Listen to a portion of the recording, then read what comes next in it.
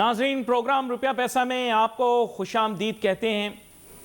और आज जिस मौजू के ऊपर हम बात करेंगे वो बहुत सारी खुश आइंद ख़बरें हैं रियल एस्टेट के शोबे से मुंसलिक।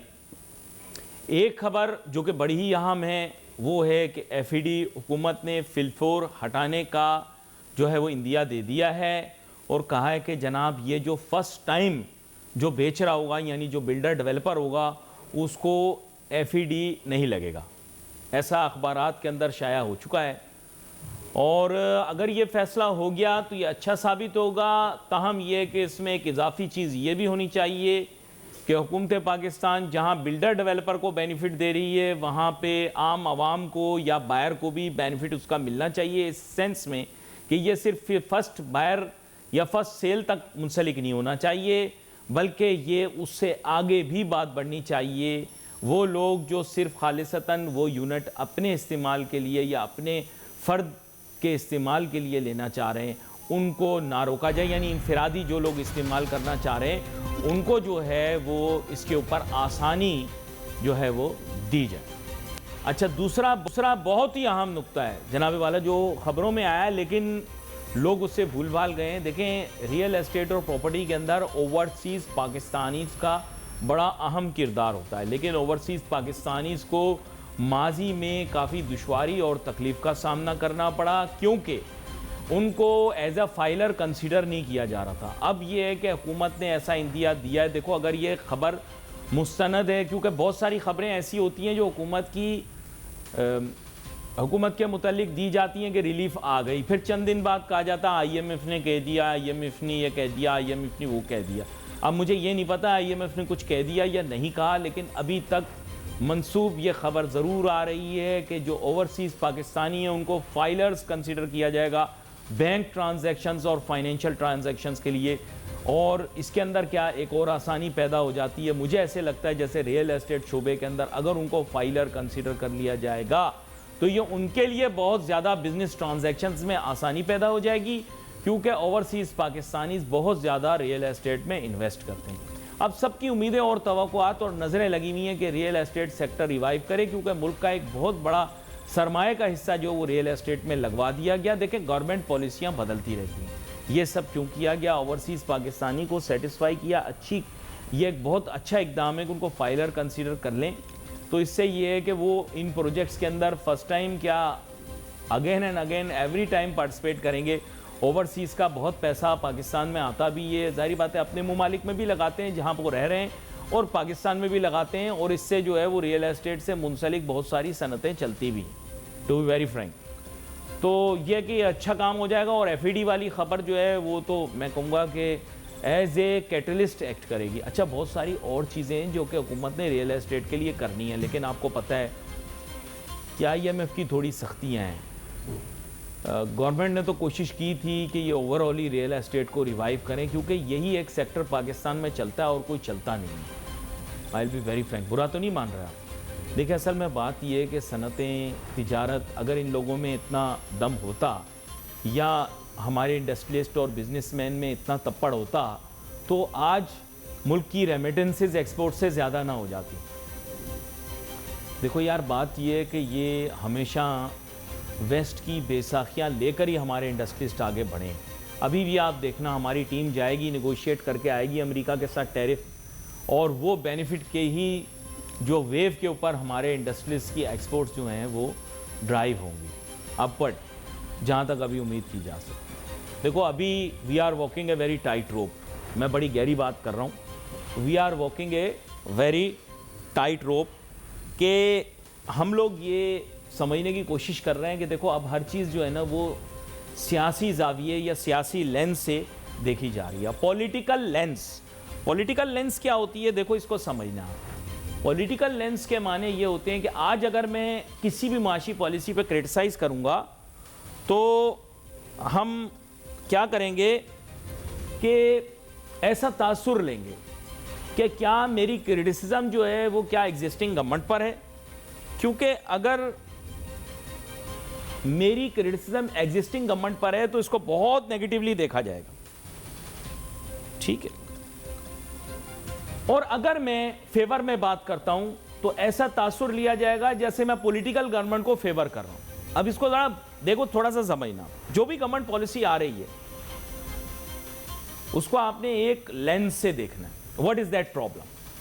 The problem is right now that the government is taking credit for all the relief, all the benefits, all the privileges that they are getting or they are providing to the common people. Yet they are not defending any policy.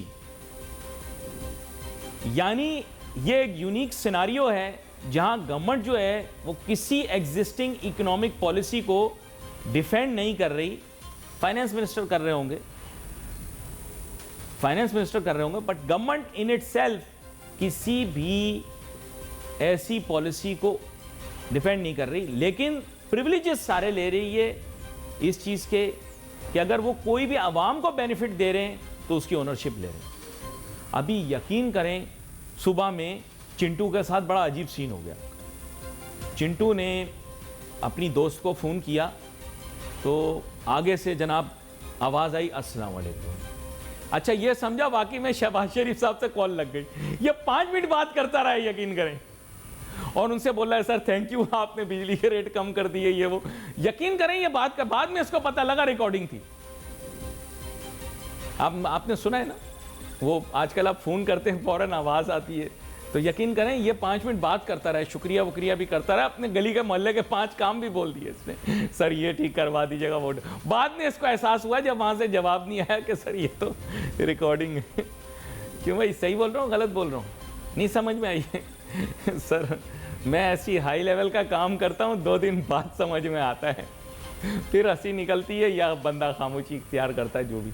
देखें, तो मैंने जो बात आपको समझाई है ना, वो ये है इन कंक्लूजन कि हमें इस चीज़ को अंडरस्टैंड करना है कि ये अभी पॉलिसीज़ पे बात नहीं हो रही, अभी बात ये हो रही है कि जो इमीडिएट बेनिफिट दिया जा सकता है, अब इसकी ओनरशिप भी गवर्नमेंट लेगी कि उन्होंने 3% जो भी परसेंटेज ऑफ FED जिस भी लेवल या टीयर के ऊपर छोड़ी है, वो बिल्डर, डेवलपर और कंस्ट्रक्शन इंडस्ट्री के लिए छोड़ी गई। I will be very Frank, common आदमी के लिए इतना बड़ा बेनिफिट नहीं है जितना शोर शराबा हो रहा है, लेकिन ये होना चाहिए। अगर कॉमन आदमी को भी रिलीफ देंगे, इससे बहुत फायदा होगा। देखिए, बिल्डर डेवलपर पहले से ही अरबोपति करोड़पति। क्यों गलत बोल रहा हूं मैं?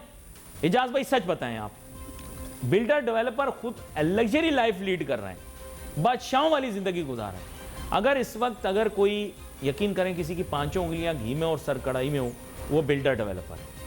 आप हाथ लगाएंगे तो वो आपको 100 शिकायत बताएगा, लेकिन उसके लाइफ स्टाइल, गाड़ी, रहन सहन, घर, बंगला, ओह, तो उससे अंदाजा आपको हो जाएगा कि इससे ज्यादा मजे में कोई नहीं। और सबसे ज्यादा मुनाफा बख्श काम, चाहे बुरे से बुरा वक्त भी आए, कंस्ट्रक्शन का काम है, रियल एस्टेट का काम है। मेरी बात को बड़े गौर से समझना, कंस्ट्रक्शन के काम में इतना पैसा है जितना उस काम में भी नहीं। नाज़रीन, हमें ज्वाइन कर रहे हैं जनाब अकमल चौधरी साहब, जो कि एक सीनियर तज्जियाकार हैं, मईशत पर बड़ी गहरी निगाह रखते हैं, मामलात को बड़ी गहराई से देखते हैं, और इनसे मैं गुफ्तगू का आगाज़ भी इसी नुक्ते से करूँगा।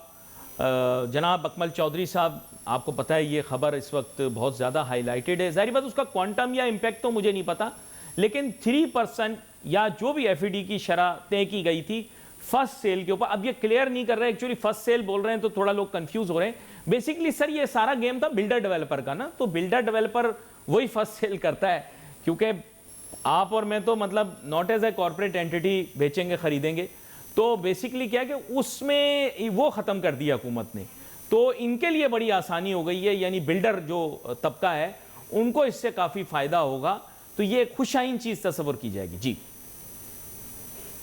जी, बहुत शुक्रिया। अच्छा, जो आप बात कर रहे हैं कि जो ड्यूटी ख़त्म की गई है, वो देखें अप्लाई होती है उसके ऊपर फ्लैट्स वगैरह के ऊपर। ज़ाहिर है वो जो लैंड होती है या हाउसेज होते हैं, वो तो ऑलरेडी एक मरतबा सेल हो चुके होते हैं, और अब तो मेरे ख्याल में लैंड जो है ना वो एक बड़ा पीस लेके और उसके ऊपर सोसाइटी बना के जब आगे उसको सेल ऑफ किया जाता है तो वो फर्स्ट टाइम सेल तो होती नहीं है। तो मेरे ख्याल में इसका उसके ऊपर एप्लीकेशन नहीं होगा। ये छोटे जो जो खरीदने वाले हैं, फ्लैट हैं 2 कमरे के, 3 कमरे के और लग्जरी फ्लैट्स भी हैं, चाहे वो आप सी व्यू वाले वहाँ चले जाएँ, तो वहाँ पे आपको पता है कि फिर अरबों में फ्लैट्स की मालियत जो आजकल जो 2 दरिया के पास नई प्रॉपर्टी बन रही है।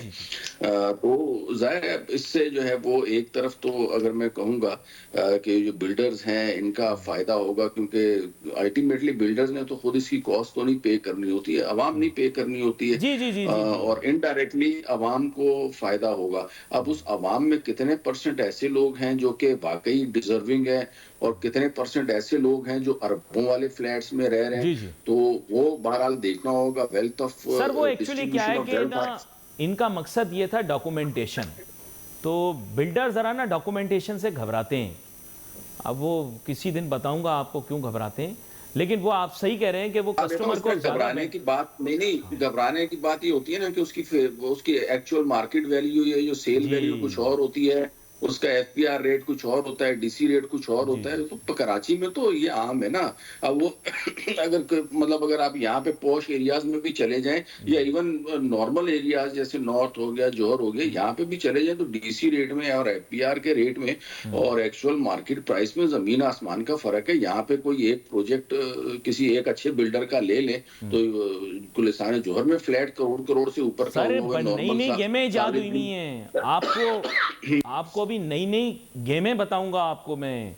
ये जो बिल्डर हजरात हैं ना, ये कहते हैं जी हम अब आप इनसे पूछें फ्लैट लेने जा रहे हैं, अपार्टमेंट लेने जा रहे हैं, तो ये आपको कहेगा जी हम आपको पोजीशन देंगे बिल्डर कंडीशन में। तो बिल्डर कंडीशन क्या होती है जी? ना अलमारियां होंगी, ना कैबिनेट लगी होंगी, ना किचन का कोई काम होगा, ना लाइटें लगी हुई होंगी, ये बिल्डर कंडीशन में होगा। अच्छा, फिर उसके बाद इन्होंने एक निकाला है, आपको बताऊं, नई फिल्म है। आप ले लिया आपने यूनिट, आप तसल्ली हो गई।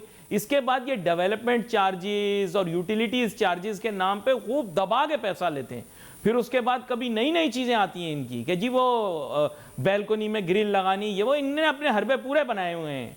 लेकिन ये कि ये कस्टमर को बेयर करना पड़ रहा है ना, ये कस्टमर की रिलीफ के लिए भी बहुत सारे काम होने चाहिए, मेरा ऐसा ख्याल है। पता नहीं आप इस पे क्या है ना। वो हमारे यहाँ जो है ना सबको पता है कानून का और इंसाफ का जो है ना वो दौर ही नहीं है। तो होता ये है कि वो एक फ्लैट वाला है, तो अब वो लोग क्या करते हैं, वो पूरे फ्लैट के ऊपर जी हमने ये फलाने चार्जेस लेने, पता चलता है जी अगर वो 25 लाख का फ्लैट था तो उसके वो चार्जेस की मदद में 20 लाख ले रहे होते हैं।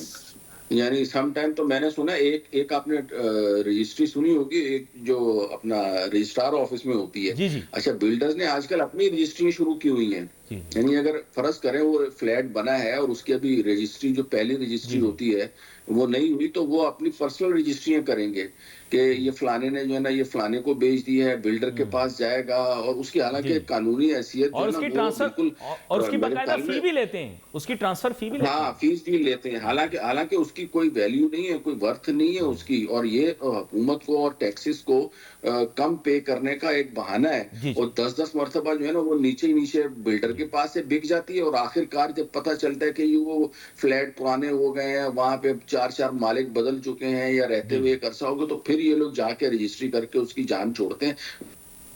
अच्छा, इसमें देखें ना एक रिलीफ भी मेरे ख्याल एक अच्छी चीज हो गई, क्योंकि इसमें तो सारी उम्र इनकी औलादें खाती हैं जी। लेकिन इसमें 2 pronged अप्रोच थी मेरे ख्याल। गवर्नमेंट की स्ट्रेटजी तो एक तरह से रिलेटिवली ठीक रही, क्योंकि ये रिलीफ प्रोवाइड करने से कम से कम ये होगा कि मैं इसे कहूँगा इसे टेम्प्रेरी रिलीफ ही सही, लेकिन रियल एस्टेट इंडस्ट्री को रिवाइव करने के लिए ये बहुत ज़रूरी होता है कि ये जो लार्ज मल्टी स्टोरी बिल्डिंग्स होती हैं इनकी सेल परचेज शुरू हो जाए। अगर इनके यूनिट बिकना शुरू हो जाते हैं तो फिर रियल एस्टेट इंडस्ट्री थोड़ा बहुत रिकवर करती है। ये मैंने मार्केट में ट्रेंड देखा है, हो सकता है मैं गलत कह रहा हूँ, लेकिन मेरी अपनी राय ये। नहीं, फर्क बिल्कुल पड़ता है। वही मैं कह रहा हूँ 3% की अगर आप बात करें तो अगर 1 करोड़ की उसकी मालियत है तो 3% का मतलब ये है कि तकरीबन 3 लाख रुपए उसके बन गए ना। तो अब 3 लाख रुपए एक अमाउंट है, और अगर 3 लाख का उसमें एकदम से इनको मार्जिन मिल जाता है तो जाहिर है वो फिर अल्टीमेटली तो जो खरीदने वाला है उसको ट्रांसफर होगा। और ये जैसा कि हमने बताया कि लोग फिर अनऑफिशियली ट्रांसफर करते रहते हैं, तो अगर इस तरह की ड्यूटीज जो अननेसेसरी हैं वो खत्म होंगी और आसान बनाया जाएगा ऑफिशियल रजिस्ट्री को, तो मेरे ख्याल में फिर जो खरीदार हैं वो खुद भी फोर्स करेंगे बिल्डर को कि भाई आप ये इंटरनल अपने डॉक्यूमेंटेशन में रजिस्ट्री क्यों कर रहे हो, आप ऑफिशियल गवर्नमेंट के पेपर्स में प्रॉपर फीस जो थोड़ी बहुत बनती है वो पे करके आप ऑफिशियल रजिस्ट्री दो ना। तो अब तो चूंकि वो बर्डन उनके ऊपर आ रहा होता है ज्यादा, तो वो अवॉइड करते हैं। तो ये टैक्स खत्म करने से एक ये फायदा तो बहरहाल होगा कि लोग जो है ना फिर बोलेंगे कि यार ये आप हमें ऑफिशियल इसकी करवा के दो, और इनडायरेक्टली हुकूमत को भी इसका फायदा होगा और चीजें भी कानूनी होंगी और डॉक्यूमेंटेशन ऑफ इकोनॉमी का जो पर्पज है वो भी अचीव होगा। तो एक लिहाज से अगर देखा जाए तो इसमें नो डाउट के अच्छी बात है। और इस तरह मतलब जो है ना वो ड्यूटीज को कम करना रादर देन के एकदम से इतना बढ़ा देना कि लोग जो है ना वो अदा ही ना कर सकें, तो यह खत्म करना ही बहुत मतलब अच्छा साइन है और इसके अच्छा, एक चीज असरात मैंने होंगे। आप ही के तवज्जुह से यहाँ पर पूछना भी चाहूंगा कि इसमें एक चीज की और भी जरूरत है कि ये सिंगल विंडो को किसी तरह इंट्रोड्यूस करना चाहिए, ताकि जो मल्टीपल टैक्स अथॉरिटीज़ हैं अगर वो इन्वॉल्व हैं इन ट्रांजैक्शंस को मॉनिटर करने में, तो मेरे ख्याल से वो बंदे को हर जगह ना जाना पड़े, बल्कि वो सिंगल विंडो हो जाए जो कुछ है। उससे फिर ये कि मल्टीपल अथॉरिटीज़ को आप आंसरेबल नहीं है, बल्कि आप एक सिंगल विंडो पे ही जाके आप ये तमाम चीज़ें मैनेज कर रहे हैं। आप देखा होगा बड़ा मुश्किल हो जाता है कि मल्टीपल लोगों को आंसरेबल होना। क्या कहते हैं आप? नहीं, रजिस्ट्री जब करते हैं, जब आप किसी भी जिसको मैं कहता हूँ कि ऑफिशियल जो बेसिकली ट्रांसफर है, तो वो जाहिर है आपको पता है रजिस्ट्रार ऑफिस में होती है, तो वहां पे तो म्यूनिसिपल टैक्स, टाउन टैक्स और एक सर्टेन मतलब वो तयशुदा जो है ना वो टैक्सेस वगैरह हैं वो देने होते हैं। तो अब उसमें तो जो एक आम जो यूजर है या जो खरीदार या बेचने वाले, उसको जाहिर है वकील तो एक रखना पड़ता है, तो वकील फिर ये सारी चीजों को देख लेता है। तो इन अदर वर्ड्स आप ये कह रहे हैं कि वकीलों की जो है ना वो कमाई आप बीच में से खत्म करना चाह रहे हैं कि मैं अगर कोई जगह परचेज कर रहा हूँ या आप परचेज कर रहे हैं, तो आप खुद जाएं और वहां पे एक विंडो में गए, उनको बताया हाँ भाई ये जगह ये मैं बेच रहा हूँ, कितना टैक्स बनाऊं, बोलेगा ये फटाफट उसने अपने लैपटॉप की स्क्रीन के ऊपर देखा और आपको कहा ये ने चालान और ये इसको आप पे करें और फटाफट इसको ट्रांसफर करवाएं। तो मेरे ख्याल में ऐसा तो जो है ना वो अमेरिका में या तरक्की याफ्ता ममालिक में तो हो सकता है, पाकिस्तान में भी फिलहाल जो है ना वो ऐसा पॉसिबल होता हुआ नजर नहीं आ रहा। तो इसलिए आप जरा दरखास्त है मेरी आपसे कि थोड़ी सी ख्वाबों की दुनिया से बाहर निकलें और नहीं, देखिए वकील जो है ना वो आपके पीछे पड़ जाएंगे। मैं आपको एक चीज़ बताऊं, असल में अगर आपका इत्तेफाक हो तो आप देखें पंजाब के अंदर इस चीज़ को बहुत ज़्यादा स्ट्रीमलाइन कर लिया गया है। हुकूमत पंजाब ने बल्कि ये अमल आज से कई साल पहले शुरू कर दिया था, और मैं अब ये कहना नहीं चाहता, लेकिन टू बी वेरी फ्रैंक वहाँ पर ऑन अ विलेज लेवल भी, on in small towns and cities भी आपको कंप्यूटराइज्ड डेटा मिलेगा और बड़ी अच्छी फैसिलिटेशन मिलेगी जब आप वहाँ पर ख़रीदने या बेचने के लिए जाएंगे। मुझे पता नहीं आपका इत्तेफाक हुआ या नहीं हुआ, लेकिन ये बहुत इजी कर दिया उन्होंने। मेरा वहाँ पे ना सिर्फ ये कि इत्तेफाक होता रहता है, मैं खरीद व फरोख्त भी करता रहता हूँ, लेकिन पंजाब में जो है ना मैंने एक चीज़ देखी है, वहाँ पे जो डीसी रेट और वैल्यूज है ना वो मार्केट रेट से भी हाई है, मार्केट रेट से भी ऊपर है। तो वहाँ पे जो टैक्सेस और ड्यूटीज है ना वो तो बेतहाशा लेते हैं। यही वजह है कि आप देखें ना पंजाब में प्रॉपर्टी ट्रांसफर का काम कोई इतना तेज नहीं है, मतलब बहुत रेयर जो जेन्युइन बायर और सेलर होता है ना वही इस चीज को करता है, क्योंकि वहां पे जो ना जो जिन रेट के ऊपर आपने टैक्सेस पे करने होते हैं या दीगर जो ड्यूटीज होती हैं वो बड़ा रैशनल है, और इवन सम मतलब कई इलाकों में मार्केट रेट से भी हाई है। मैं आपको मिसाल देता हूँ, जैसे अगर आप बावलपुर वगैरह की बात करें, मेरा खुद हासिलपुर से ताल्लुक है, तो वहां पे जो नॉर्मल एग्रीकल्चरल लैंड है ना बिसाइड रोड के साथ वाली, रोड के हट के, अब वहां पे उन्होंने तकरीबन 20,50,000 रुपए पर एकड़ उन्होंने वैल्यू रखी हुई है, जबकि नॉर्मली सौदे वहां पे 16, 17, 15 के भी थोड़ा ज्यादा। जी जी, तो वहां पे मतलब रेट ज्यादा है। जबकि यहाँ पे कराची में तो जो है ना वो 1 करोड़ की प्रॉपर्टी और उसकी 15 लाख रुपए वैल्यू होती है और 15 लाख के ऊपर लोग टैक्स दे रहे होते हैं। तो पंजाब से बहरहाल हमारा सिंध का निजाम जो है ना वो काफी डिफरेंट है, उन लोगों ने काफी अपडेट किया हुआ है। मैं चाहूंगा थोड़ी सी और बात भी कर लूँ रियल एस्टेट और कंस्ट्रक्शन के शोबे के ऊपर। असल में मसला ये है, मैं आपसे भी इसमें वजाहत चाहूँगा। बात कुछ ऐसी है अकमल चौधरी साहब के, हमारे मुल्क के अंदर और सेक्टर्स ना परफॉर्म नहीं कर रहे। ये एक बहुत बड़ा क्वेश्चन मार्क है। आपको पता होगा कि अभी ताज़ा खबर ये आई कि मुल्क की तारीख के बुलंद तरीन रेमिटेंसेस जो हैं आए, और for the first time remittances जो हैं वो हमारी एक्सपोर्ट से भी ज़्यादा हैं। तो सर ये ज़ाहिरी बात है, हमने तो इसको एज अ जिसे आप कहें बहुत बड़ी खबर के तौर पर पेश किया, लेकिन इसके अंदर अंडरलाइंग बात ये कि हमारे एक्सपोर्टर्स और हमारे प्राइवेट सेक्टर के लोग जो हैं वो एक्सपोर्ट भी नहीं कर पा रहे, उनकी प्रोडक्शन कैपेसिटी इतनी नहीं है, या वो प्राइसिंग के अंदर इतना ज़्यादा एडवांटेज नहीं ला पाए। तो इन अदर वर्ड्स ये परफॉर्मिंग सेक्टर्स नहीं रहे, अब इनको इंप्रूव करने की ज़रूरत है। जी जी, बिल्कुल ऐसी बात ही है। असल में जो है ना, जहाँ तक आप बात कर रहे हैं ना रेमिटेंसेस की, तो रेमिटेंसेस जो है ना मंथली बेसिस के ऊपर 4.1 बिलियन यूएस डॉलर की जो है ना वो आई हैं।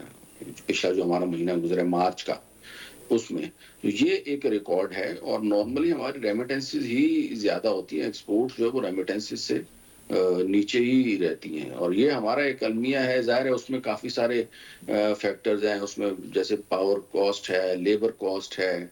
तो एक तरफ तो कॉस्ट के एलिमेंट हैं, दूसरी तरफ हुकूमत की पॉलिसीज़ हैं, टैक्सेस हैं, और फिर उसके बाद हम इसकी वजह से इंटरनेशनल मार्केट में जो है ना वो हमारी जो प्रोडक्ट्स हैं वो कंपेटिटिव नहीं रहती, और दूसरे मुल्क जो है वो उससे कम रेट में यही चीज़ें ऑफर कर रहे होते हैं। तो जाहिर है फिर जो बायर है वो वहाँ से लेगा। तो ये एक बहरहाल एक लंबी बहस है कि एक्सपोर्ट्स जो है ना हमारी क्यों नहीं बढ़ रही है, और किस किस सेक्टर में जो है ना हमारी एक्सपोर्ट्स जो है वो बढ़ सकती हैं। बिल्डर्स की जहाँ पे आपने बात की, देखें रियल एस्टेट जो है ना वो एक बहुत बड़ा सेक्टर है, आप उसको हल्का ना लें। देखें रियल एस्टेट जब चलता है तो इसका मतलब है 40 के करीब इंडस्ट्रीज उसकी बेसिस के ऊपर चल रही होती हैं। अगर बाकी रियल एस्टेट चल रहा हो, रियल एस्टेट का मतलब क्या है, मकान बन रहे हों, बिल्डिंग्स बन रही हों, इंफ्रास्ट्रक्चर डेवलप हो रहा हो, रोड्स बन रहे हों, गलियां पक्की हो रही हों, सीवरेज लाइंस चल रही हों, तो that is what we call के ये रियल एस्टेट में काम हो रहा है। लेकिन अगर आप बोले कि जी मैंने फलानी जगह पे 6 एकड़ 50 एकड़ 100 एकड़ जो है ना वो जगह ले ली और वहां पे उठा के प्लाटिंग कर दी और प्लाट मैंने बेचना शुरू कर दिए, तो ये रियल एस्टेट नहीं है। ये तो ये है कि ब्लैक मनी को जो है ना वो वाइट करने का एक तरीका है कि लोग जो है ना वो जमीन खरीद के रख देते हैं, या फिर उसको जो है ना बाद में बेच के उसमें से अर्निंग करते हैं। तो प्लॉटों की खरीदो फरोख्त जो है ना वो that is not real estate. Real estate industry वो है, वो बिल्डर और डेवलपर जो उसको हमें अप्रिशिएट करना चाहिए, जो मार्केट में अच्छा काम कर रहा हो, अच्छा इंफ्रास्ट्रक्चर जो है ना वो डेवलप करके लोगों को अच्छे रेट्स के ऊपर दे रहा हो। उसकी वजह से नो डाउट कि हमारे यहाँ पे जो है वो पूरा एक इकोनॉमिक जो है ना वो सर्किल चलना शुरू हो जाता है। ज़ाहिर है जब मजदूरों को रोजगार मिलेगा, वहां पे जाके काम करेंगे, उनके पास अर्निंग्स आएंगी, तो फिर उसको खर्च करेंगे। जब उसको खर्च करेंगे तो अगले बंदे की इनकम बढ़ेगी। तो ये एक मल्टीप्लायर का जो है ना वो इम्पैक्ट डालती है और मल्टीपल इंडस्ट्रीज को रन कर रही होती है। तो अगर तो रियल एस्टेट सेक्टर हमारा वाकई सही तरीके से परफॉर्म करे और उसकी जो जो नेग्लिजेंसीज हैं उसको खत्म कर दें बिल्डर्स एंड डेवलपर्स खुद भी, और हुकूमत भी जो है ना वो उनको थोड़ी सी मराहत दे, तो मेरे ख्याल में इस सेक्टर में काफ़ी जान है। और ना सिर्फ ये कि हमारे बिल्डर्स यहाँ पे, बल्कि कराची को अगर आप छोड़ें तो जो अगर हमारे जो सियाती मकामात हैं, गिलगित बल्तिस्तान, कश्मीर, स्वात, दीव, नारान, चित्राल, कागान, वहाँ पे जो है ना वो इसमें रियल एस्टेट सेक्टर में बिल्डिंग्स और होटल्स और मोटेल्स बनाने का एक अच्छा ऑप्शन मौजूद है। और वहाँ पे जो है ना वो इन्वेस्टमेंट के बहुत ज़्यादा अपॉर्चुनिटीज मौजूद है। और उसमें ना सिर्फ ये कि हमारे मुकामी सरमायाकार उसमें सरमायाकारी करते हैं, बल्कि जो बैरून मुल्क हमारे मुकीम पाकिस्तानी हैं उनके पास भी अच्छी अपॉर्चुनिटीज हैं, और कई लोग ऐसे हैं जिन्होंने इन प्रोजेक्ट्स में पैसे लगाए हुए हैं। अच्छा, ये बात आपने बड़ी अहमियत तलब बताई है, और इस शोबे की अफादियत या उसके जो फ़ायदे हैं मुल्क की इकॉनमी के लिए वो भी बताए हैं। लेकिन बेसिकली जैसे आपने बताया, यहाँ पर मेरे ख्याल ओवरऑल अगर देखा जाए तो हमें काफ़ी हद तक ये बताया गया कि ये सेक्टर रियल एस्टेट का जो है ये रिलेटिवली अनप्रोडक्टिव है। ऐसा हमें बताया गया माजी में, आपने बड़े अच्छे से एक्सप्लेन किया है, ज़ाहिर बात है उसके मुख्तलिफ डायमेंशंस को आपने एक्सप्लेन किया है।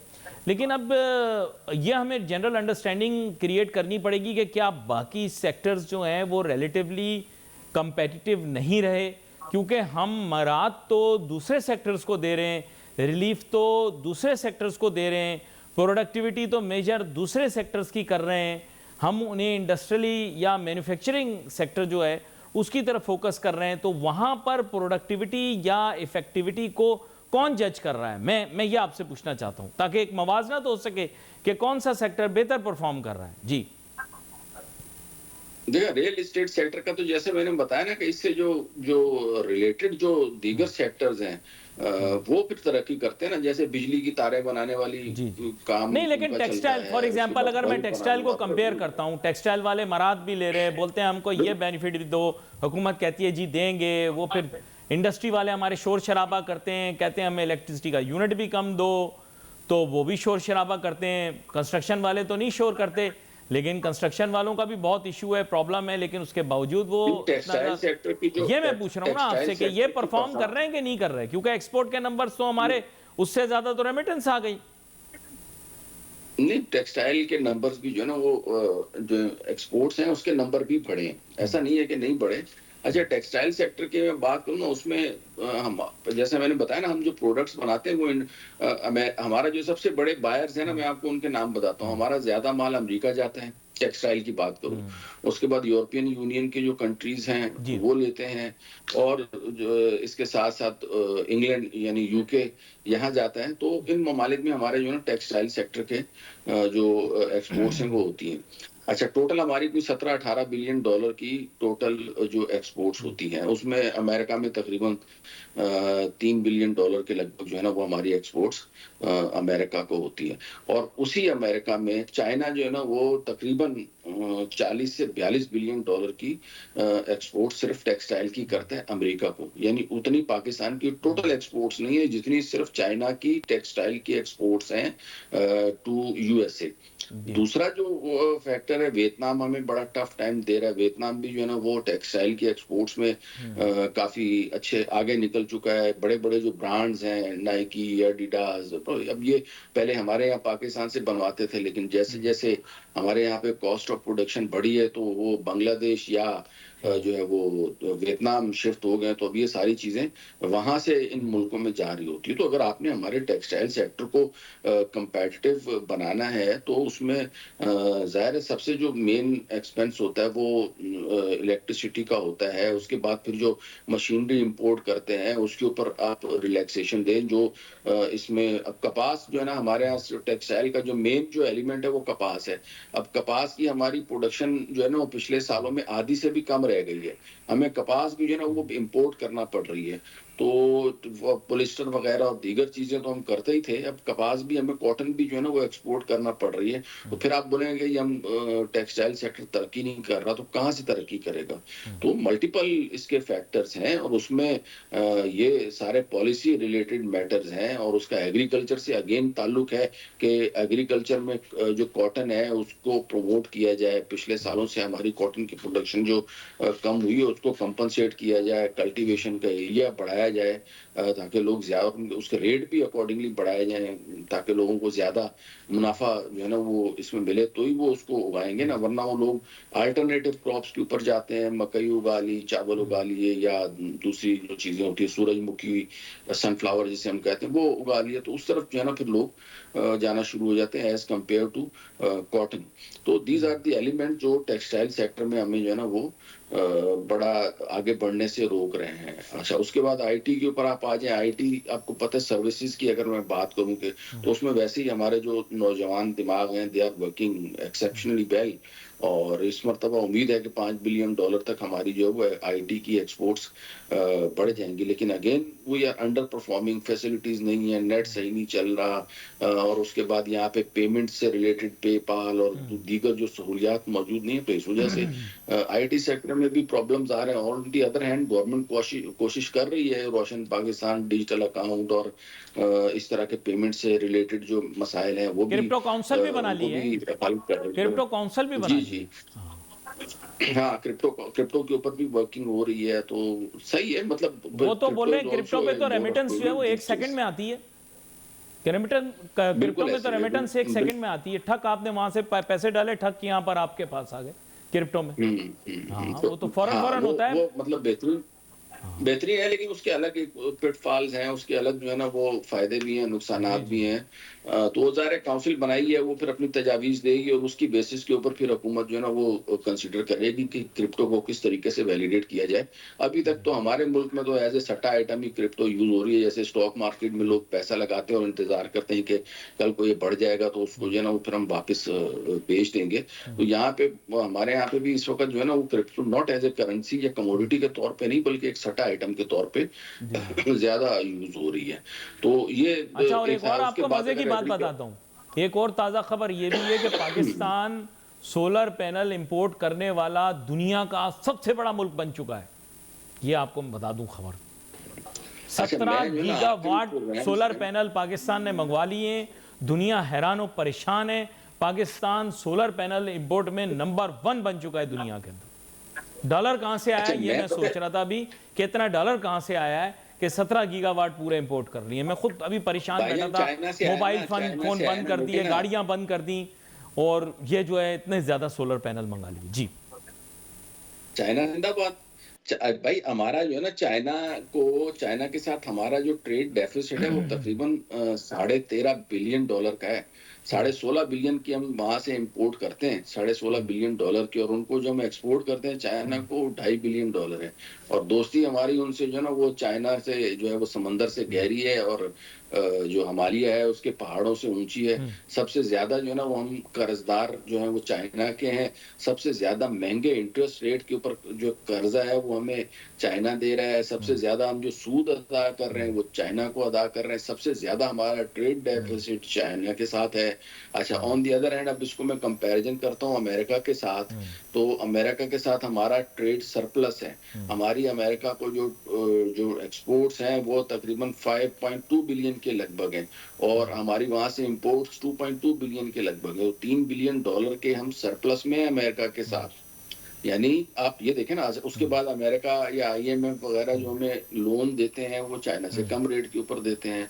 तो अब ये हमारी अपनी पॉलिसीज हैं। आजकल जो है ना वो जज्बाती डायलॉग्स की बात नहीं चलती कि हमारी आपसे दोस्ती है, पर आजकल हर मुल्क जो है ना वो अपना मफाद पहले देखता है, ये अपना बड़ा फायदा अहम नुकता पहले है जो देखता आपकी है। तरफ से आ गया। मेरे पास वक्त बाकी जो है वो हमेशा इतना ही होता है मौजू को कवर कर लूँ, और आज हमने बहुत सारे मौजूआत कवर कर लिए। आपका शुक्रिया अदा करूंगा, शो पर आप शामिल हुए हमारे साथ। We wait for message on Facebook. Ali Nasar हमारी टीम को इजाज़त दीजिए। अल्लाह हाफिज़।